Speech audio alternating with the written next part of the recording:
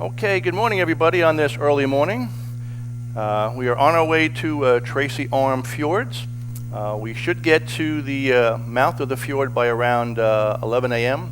and hopefully, depending upon ice conditions, weather, things of this sort, we should get to the glacier somewhere between 12:15 and 12:30.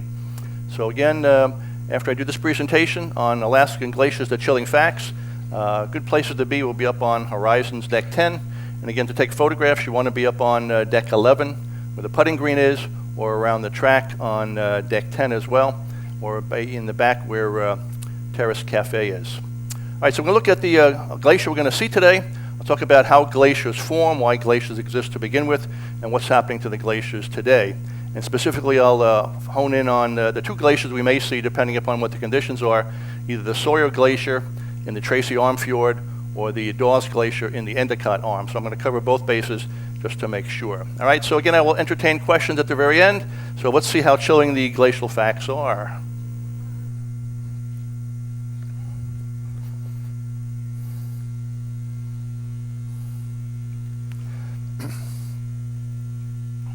Yeah, this program is PG, as you can see there.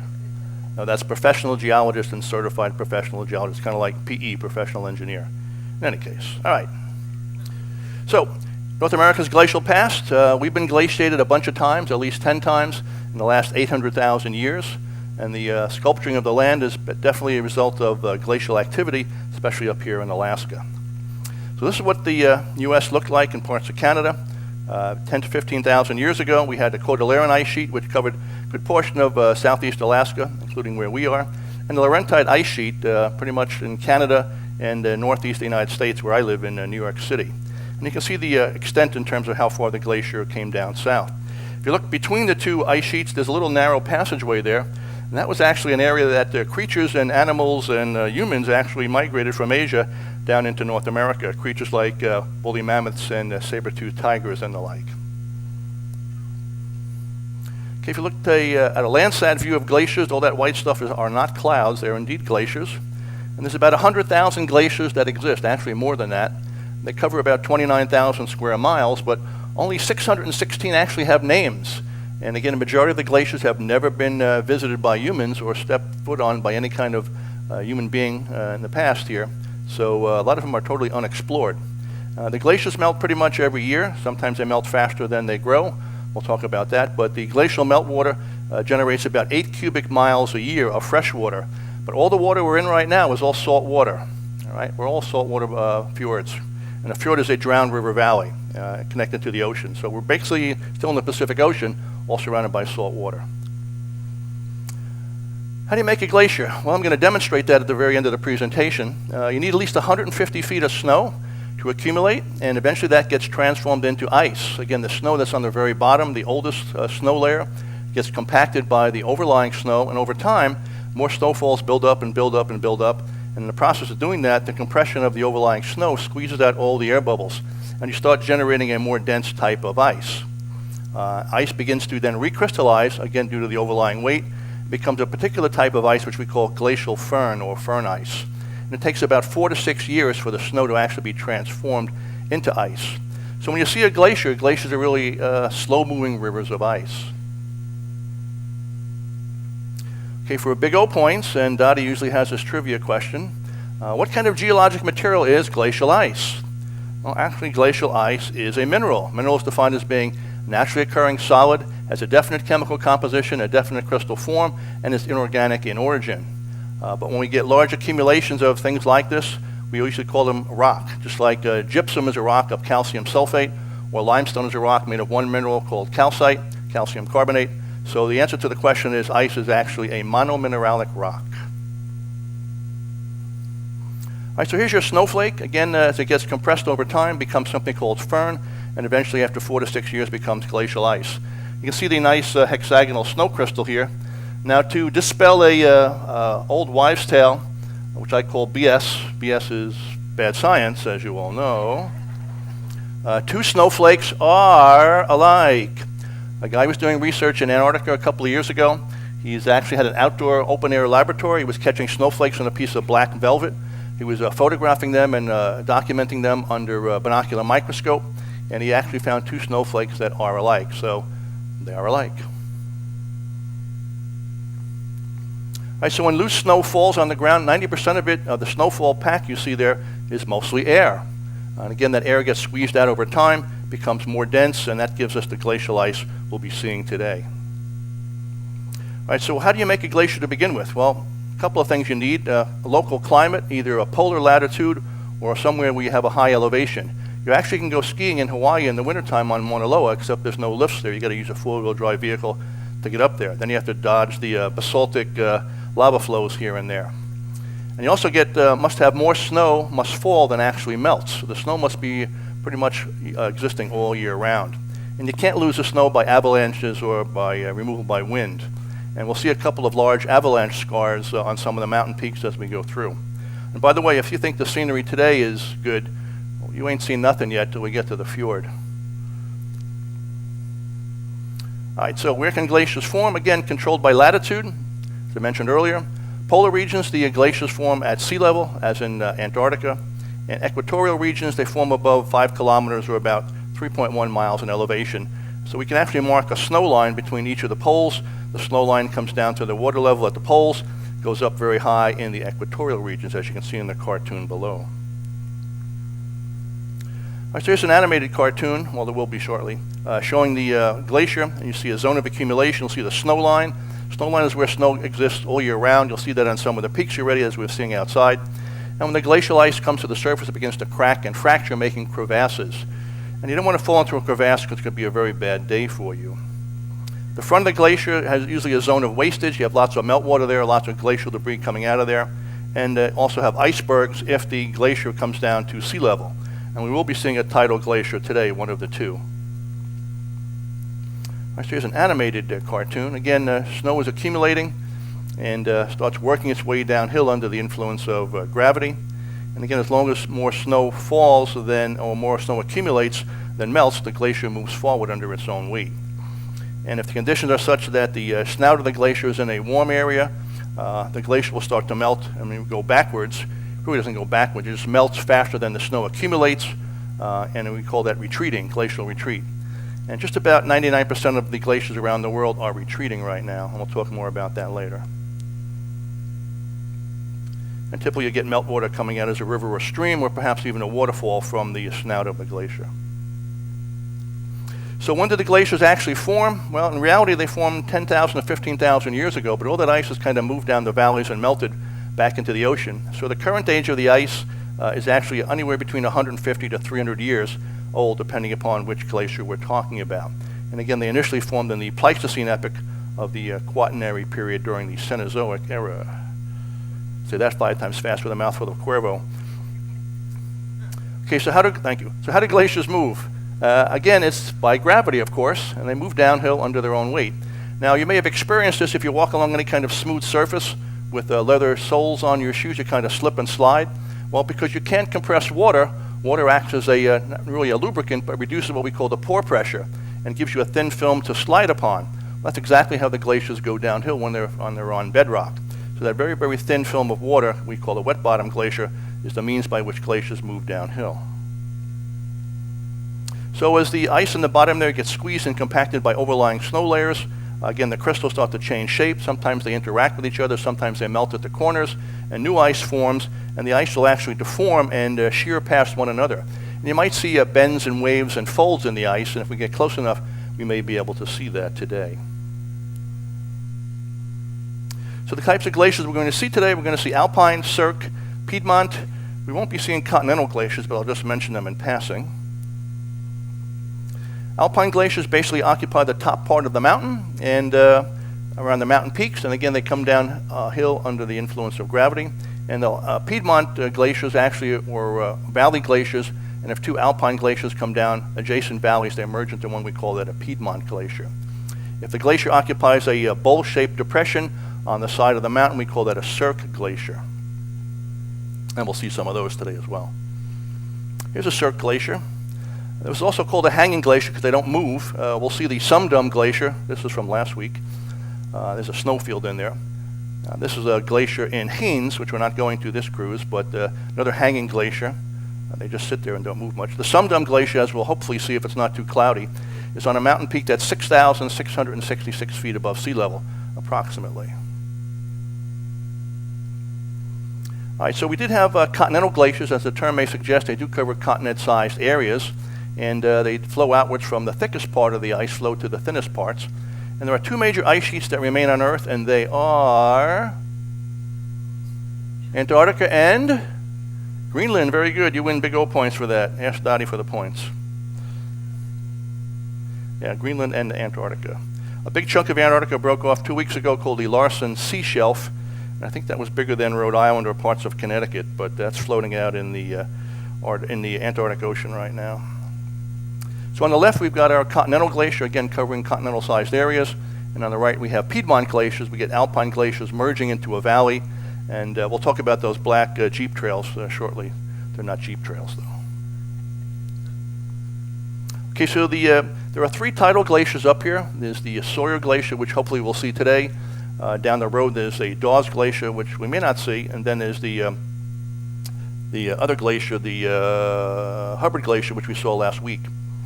So when glaciers calve, because of tidal action, again, the tidal action here is 16 feet from high tide to low tide on average. And if the snout of the glacier is hanging over the ocean, as the tidal action comes up and down, it's like taking a paperclip and bending it and bending it and bending it until it snaps off.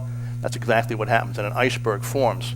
And the rough definition of an iceberg is any chunk of ice that's 14 feet or more across, from the surface at least, we call that an iceberg. If it's smaller than that, we call it a bergy bit, as we see here.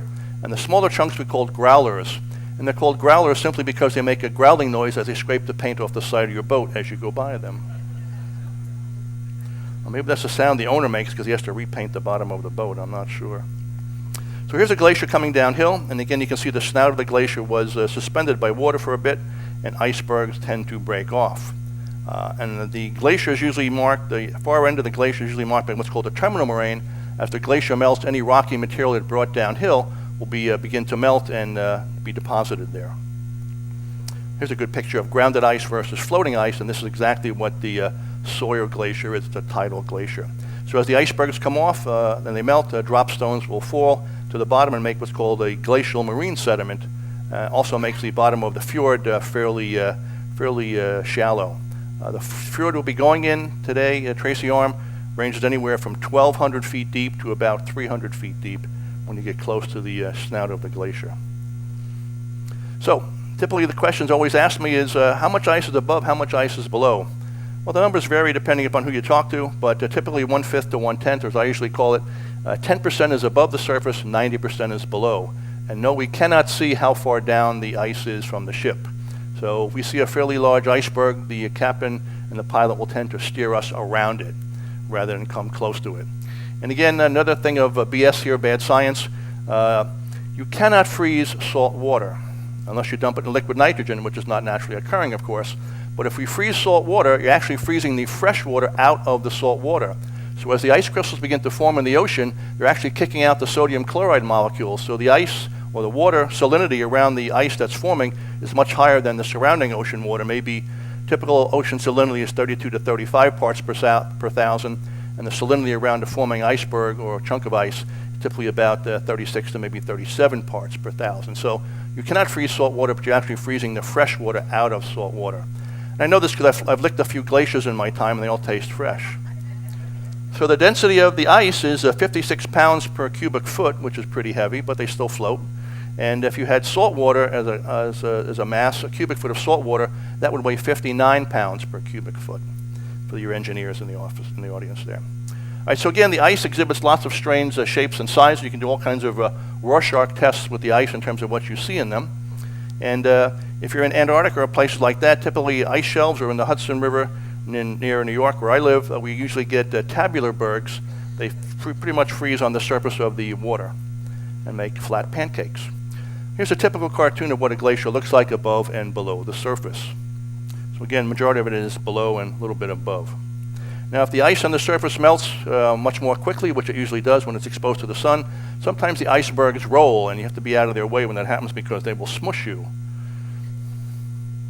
Here's a calving iceberg, and again, you can see it's a nice vertical one, and that majority of it is below the surface.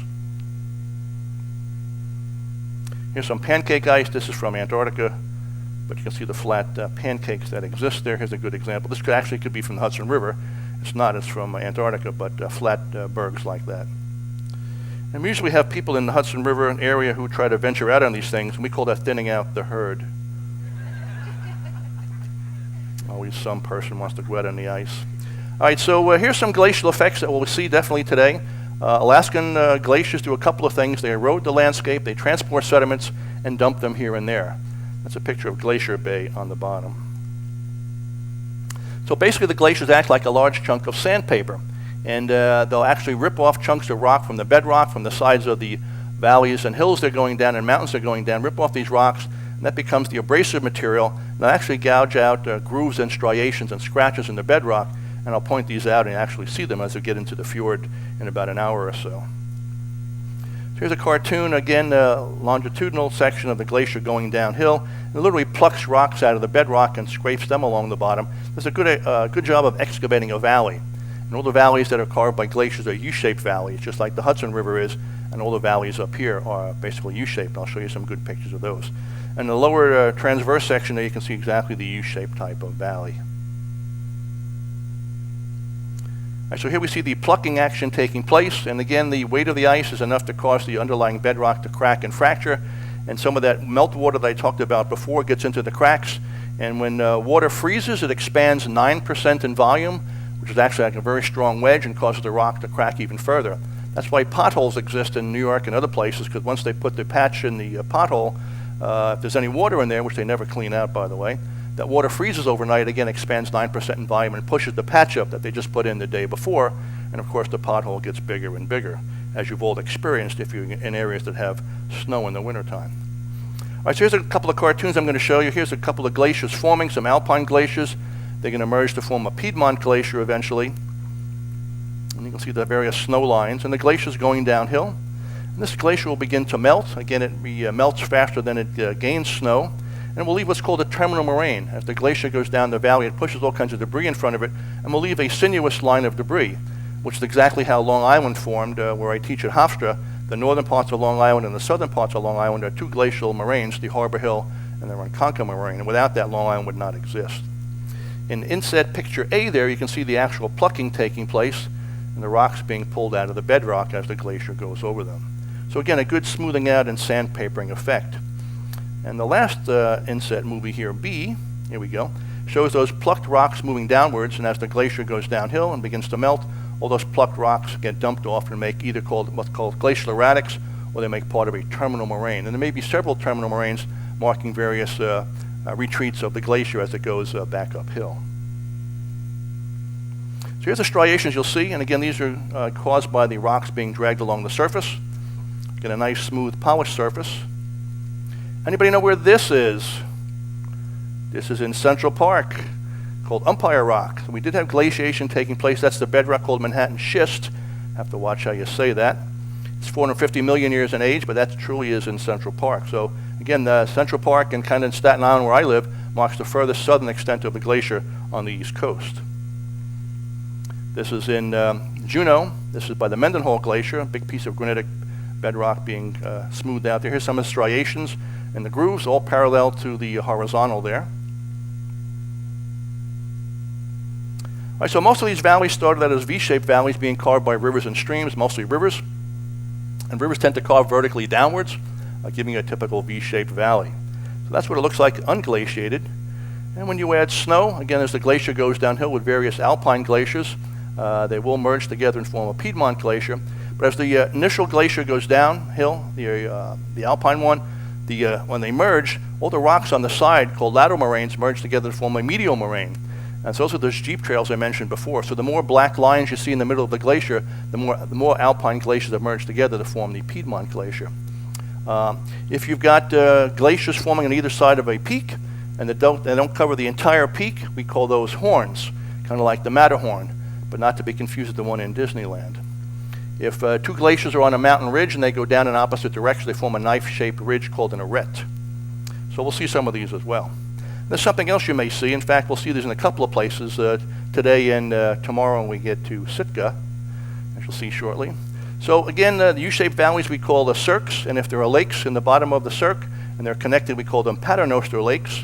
If they're isolated by themselves, we call them tarns, as you see in the to the upper left of center there. And we'll also see a bunch of hanging valleys with waterfalls coming out, and we'll see at least 2 or 3. So the hanging valleys are above the main valley floor, which is now full of water, where we'll be sailing, but we will see a bunch of waterfalls coming out from the glaciers here and there from the meltwater. Then we have these things called nunataks. And these are sharp glacial peaks that have escaped glaciation. And the nunataks, this is from Sitka. Typically when, these are not nunataks, just to let you know. When the glacier overtops the bedrock, it makes a rounded peak.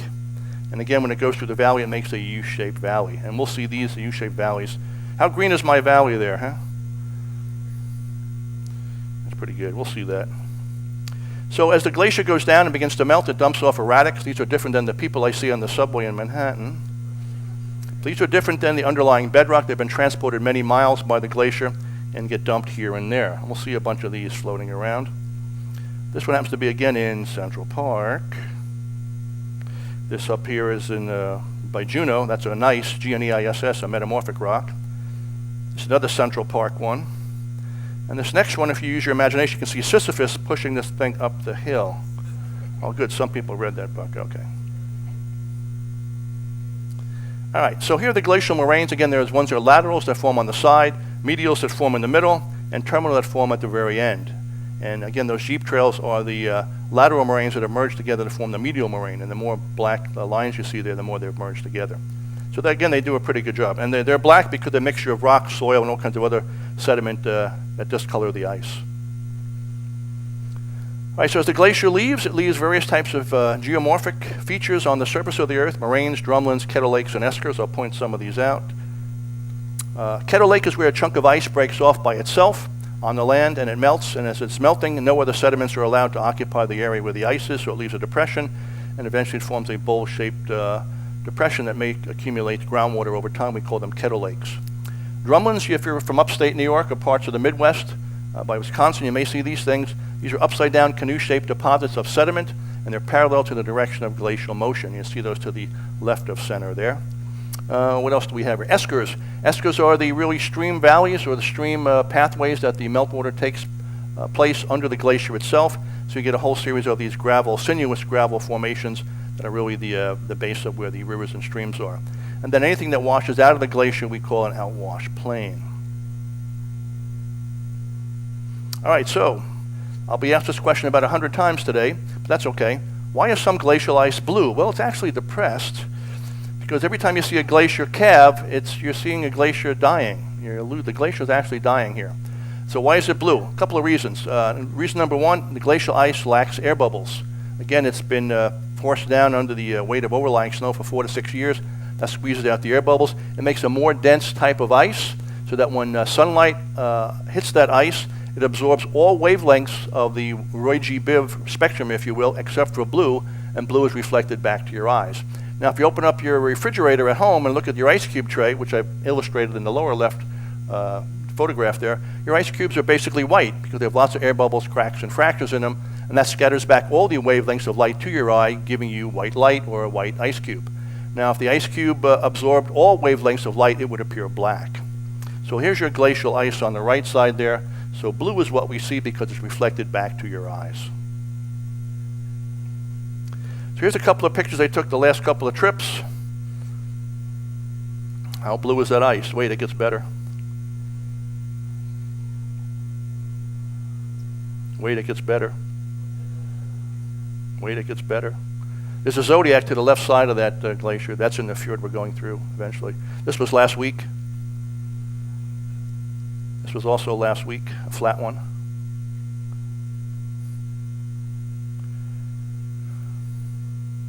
We'll start seeing this around 11 o'clock. This is my ice blue aqua velvet. I took this last week. This one too. Again, it's hard to describe unless this is a great one. Look how blue that is. And occasionally we see eagles sitting on top of these things, so you have to keep your eyes open. So what creates other ice colors? Well, if it's white, again, lots of air bubbles, cracks, and fractures. Black to gray to green, gravel and soil particles mixed in with the ice. And here's a couple of good examples of black ice, if you will.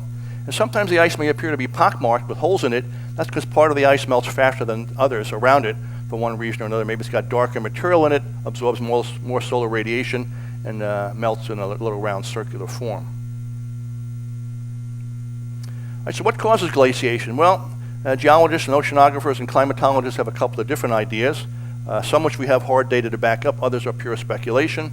But one is a change in the ocean currents, perhaps caused by the position of the Gulf Stream.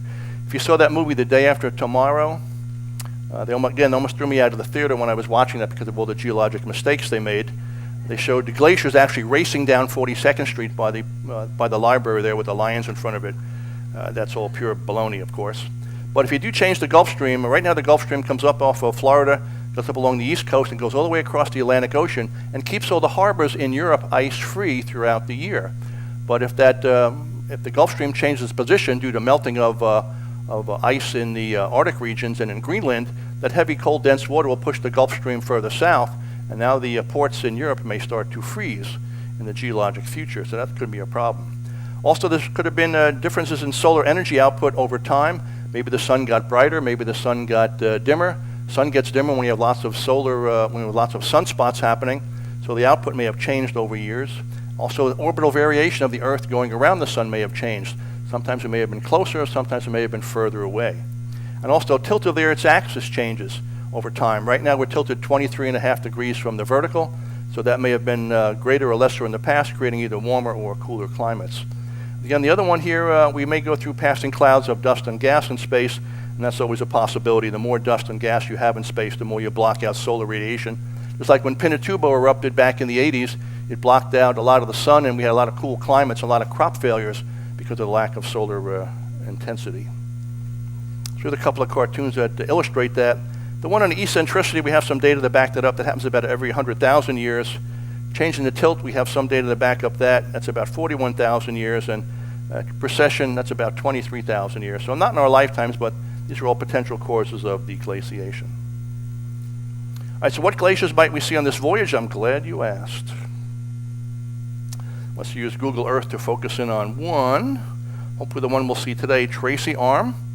Tracy Arm is about 25 to 32 miles in length. It varies depending upon how fast the glacier melts. Ignore the yellow stick pin there. We're actually going to the lower right-hand corner right about there. That's the Sawyer Glacier at the top. The one, it's Tracy Arm. There's the Sawyer Glacier. We're actually going to the South Sawyer Glacier. The two actually used to be one and the same, but again, due to glacial melting and change in the climate, things are melting pretty fast. So relative to where Tracy Arm is, you can see where Juneau is. A lot of small ships come out of Juneau as day trips and will make the trek down Tracy Arm or Endicott Fjord to view the various glaciers that exist. So Juneau's to our due north. And just some geology here. Most of the rocks we'll see are going to be granite rocks, igneous granite material with some metamorphic gneiss thrown in there for good measure. So the rock will appear kind of a dark gray in color, one because it's got moss and lichens growing on it, and also because it's partially wet. When you put water on a rock, it tends to get darker in color. So here's the path we're going to be taking through Tracy Arm. I'm going to move circuitous. We're going to make a hard right-hand turn somewhere along the line